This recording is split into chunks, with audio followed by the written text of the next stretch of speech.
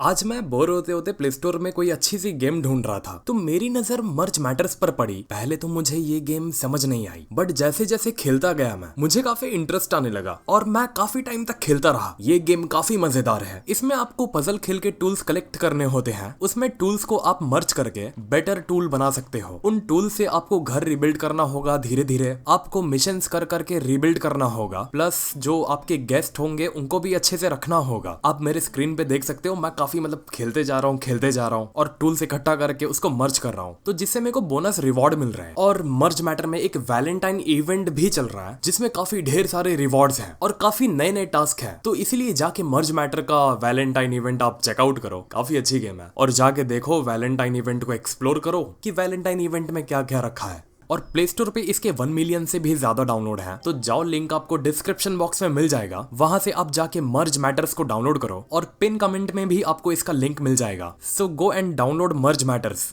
तो merge matters को download करना मत भूलना, काफी अच्छी गेम है। लिंक मैंने डिस्क्रिप्शन बॉक्स में डाल दिया हूँ, तो वहां से जाके आप मर्ज मैटर्स को डाउनलोड कर सकते हो। सो गो एंड डाउनलोड। तो यार, ड्रैगन बॉल काकुमी के पिछले चैप्टर में हमने देखा था कैसे फ्रीजा यूनिवर्स 7 के साथ गद्दारी करके यूनिवर्स 18 का गॉड ऑफ डिस्ट्रक्शन बन जाता है। वीस फ्रीजा को समझाता भी है कि फ्रीजा, तुमने कौन से दलदल में पैर रखा है इसका तुम्हें भी अंदाजा नहीं है। आगे जाके तुम्हें इसका अच्छे से हिसाब देना पड़ेगा। तो अब उसके बाद होता क्या है? कहानी की शुरुआत होती है वीस और फ्रीजा से ही। फ्रीजा वीस को बोलता है, मैं काफी नसीब वाला और काफी शुक्रगुजार हूँ तुम्हारा वीस, जो तुमने मुझे रिवाइव किया इतना बड़ा रिस्क लेके। जो भी हो, क्या तुम मुझे ये बताने की दिक्कत करोगे कि गोकू अभी कहाँ है? ग्रैंड प्रीस्ट का भी ध्यान फ्रीजा पर होता है। ग्रैंड प्रीस्ट सोचता है, गोकू, इसे ये वक्त पर और यहाँ गोकू से क्या करना है? वीस फिर पूरी बात बताता है ग्रैंड प्रीस्ट को कि फादर, मैंने यूनिवर्स 0 को देखा था जब आपने सभी एंजल्स को इकट्ठा होने का नेवता दिया था। मैं मान गया था कि मैं उसे यूनिवर्स 0 देखने के लिए दूंगा, लेकिन क्या पता अब मैं उसे ढूंढ नहीं पा रहा कि वो इस वक्त कहाँ है। उसके पास मेरा दिया हुआ एक बटन भी था, ना जाने क्यों वो उसका इस्तेमाल क्यों नहीं कर रहा। मैं उसके तक चाह के भी पहुंच नहीं सकता और उसकी मौजूदगी को ढूंढ भी नहीं सकता, क्योंकि यूनिवर्स 0 की ऑरा ही इतनी अजीब है और ऐसी है कि वो मुझे कभी ढूंढने भी नहीं देंगी। एक यूनिवर्स का एंजल बोलता है, क्या तुम लोग उस मॉर्टल के बारे में बात कर रहे हो जो गधों की तरह चिल्लाते चिल्लाते हमारे दफ्तर आ गया था? डरने की कोई बात नहीं,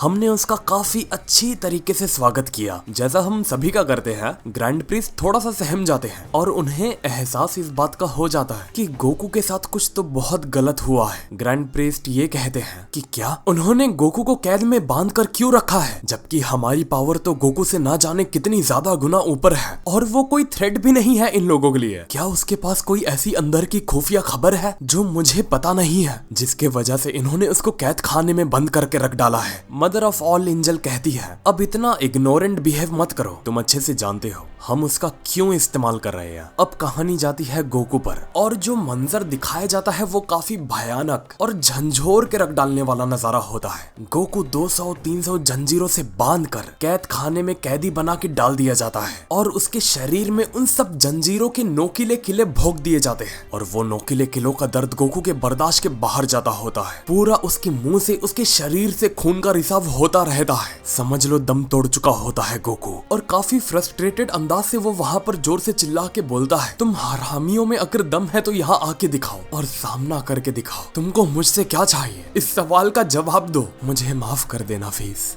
गोकू पूरा टूट चुका होता है, शरीर से भी और दिमागी तौर से भी। अब कहानी जाती है ग्रैंड प्रीस्ट के ऊपर। गोकू कहाँ है और गोकू को कैद कराने का मकसद क्या है और उसे किसने कैद में रखा है? ग्रैंड प्रीस्ट एक गॉड ऑफ डिस्ट्रक्शन के पास जाता है और उसे बोलता है, तुम्हारी डिमांड क्या है, जल्दी बताओ। सामने खड़ा God of destruction grand priest को देखकर बोलता है, पहली चीज तुम्हें इस सिस्टम को छोड़ना पड़ेगा और इस पूरे सिस्टम का कंट्रोल हमारे हाथों में देना पड़ेगा। आसान लफ्जों में गॉड ऑफ डिस्ट्रक्शन ये कहता है कि हम यहाँ तख्ता पलट करने को आए हैं, प्यार से मान जाओ, नहीं तो हमें और भी समझाने के रास्ते आते हैं। सभी एंजल्स और God of destruction grand priest को घेर के बैठे होते हैं। ग्रैंड प्रीस्ट अकेला उस सर्कल में खड़ा होता है। दूसरी डिमांड जो उस गॉड ऑफ डिस्ट्रक्शन की रहती है वो ये रहती है कि न्यूट्रलिटी जैसी चीज को एंजल्स के कानून के किताब में से फाड़ के फेंक दिया जाए, जिस कानून से तुम्हें बहुत ज्यादा प्यार है। एक यूनिवर्स की एंजल घबरा जाती है कि कहीं ये लोग मिलके ग्रैंड प्रीस्ट को घेर के कुछ गलत ना कर दें। वो ग्रैंड प्रीस्ट को कहती है फादर। ग्रैंड प्रीस्ट जवाब देता है कुछ नहीं होगा, मुझे डरने की कोई बात नहीं। अब सारे ग्रैंड प्रीस्ट को बीच में खड़ा करके घूर घूर के उसके पास चलना शुरू कर देते हैं और हर जगह से वो ग्रैंड प्रीस्ट को घेर कर सभी लोग अलग अलग बात करने लगते हैं कि ग्रैंड प्रीस्ट क्या हुआ, तुम्हारा दिमाग काम करना बंद कर दिया? जवाब दो ग्रैंड प्रीस्ट, चुप क्यों हो? जवाब दो हमें। क्या इसी वजह से तुमने उस टूर्नामेंट में गॉड्स को इरेज करवा दिया और एंजल्स को छोड़ दिया? ये है तुम्हारा एक वाहियात और बेकार सिस्टम। अचानक एक बंदा ग्रैंड प्रीस्ट के एकदम मुंह के सामने आ जाता है और ये कहता है ये सब जान के भी तुम खुद को बेशर्मों की तरह एक गाइड कहते हो? अब एक एकदम लंबा सा चौड़ा सा काफी भारी भरकम जीवी चल के आता है और कहता है बस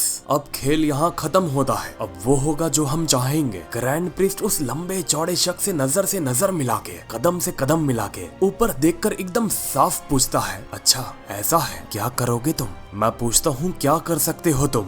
ये सीन काफी अलग लेवल है। मतलब एक एकदम कम हाइटेड पर्सनैलिटी और सामने तुम्हारे एकदम हट्टा कट्टा शख्स, तुम उसको सीधा कह रहे हो क्या उखाड़ सकता है? उखाड़ के दिखा, मैं यही खड़ा है, हिलेगा नहीं। मदर ऑफ एंजल अचानक बाहर निकल के आती है और कहती है एक जंग जिससे मल्टीवर्स लेवल पर यह फैसला किया जाएगा कि सत्ता किसके हाथों में जाएगी और हर मॉर्टल और इमॉर्टल को ये फैसला लेने की आजादी होगी कि वो किसके साइड में है और किसके साइड में जाना चाहेगा। और इस फैसले के बाद कोई एक ही साइड बचेगी, या तो तुम्हारी या तो हमारी। आ जाओ एक नई जंग को शुरू करते हैं और एक नई दुनिया को स्थापित करते हैं। Let's fight for a new world with a perfect balance. Grand priest बस इतना सुनते ही पता नहीं उनको क्या हो जाता है, लेकिन उनके सामने जितने भी उनके खिलाफत के लोग खड़े होते हैं, ग्रैंड प्रीस्ट एक तरफ और खिलाफत वाले एक तरफ। ग्रैंड प्रीस्ट अपना पूरा जोर लगाकर हवा में ही अपने हाथों को लेके ऊपर से लेके नीचे तक वो कुछ तो गंदी तरीके से नोचता है, जैसे कोई प्लास्टिक सी बन गई हो और वो उसे पूरी जोर से नोच रहे हो। जैसे व्हाइट बियर्ड की तुमने पावर देखा होगा, और वो पूरा जोर झोंक देते हैं कि उनके नाक से खून बह जाता है, जैसे कि कितना भारी वजन की चीज वो उठा रहे हो। और जितने भी लोग उनके खिलाफत में जो खड़े होते हैं वो सब एक चीज के अंदर फ्रीज हो जाते हैं। उन सभी को फ्रीज करने के बाद ग्रैंड प्रीस्ट थक कर घुटनों के बल जमीन पर गिर जाते हैं और मुंह से नाक से उनके खून बहना बंद नहीं होता। एक एंजल तुरंत आके ग्रैंड प्रीस्ट को पकड़ लेती है और कहती है ग्रैंड प्रीस्ट आप ठीक तो हो ना? मेरी चिंता मत करो, मैं एकदम ठीक हूँ। आपने उनके साथ क्या किया? लेकिन ग्रैंड प्रीस्ट जवाब देते हैं मैंने उनको टाइम और स्पेस में फ्रीज कर दिया है, लेकिन ये अभी यहाँ खत्म नहीं हुआ है। हमें कुछ भी करके इन सभी को यूनिवर्स जीरो में टेलीपोर्ट करना पड़ेगा और वहीं पर लेके जाके इन्हें फ्रीज करना पड़ेगा। एंजल कहती है लेकिन क्या ये आपके लिए डेंजरस नहीं होगा? ग्रैंड प्रीस्ट जवाब देते हैं कम ऑन, अब ऐसा भी मत सोचो। विस सामने एक खड़े एंजल को कहता है काम करते हैं, सभी यूनिवर्स के 13 किबिटो काइस को हम यहाँ पर इकट्ठा करते हैं, शायद हमारा काम उनसे बन जाए। और सारे काइस एक हवा के झोंके में वहाँ पर तत्काल मौजूद हो जाते हैं और सब अपने घुटनों के बल झुककर रिस्पेक्ट पे करते होते हैं। एक एंजल कहता है उन सभी से मैं तुम सभी का यहाँ दरबार में स्वागत करता हूँ। विस ने शायद अभी तक तुम्हें सब बता दिया होगा, क्या तुम सभी को लगता है तुम सब मिलके हमारी मदद कर सकते हो? किबिटो का जवाब देता है एकदम सोच के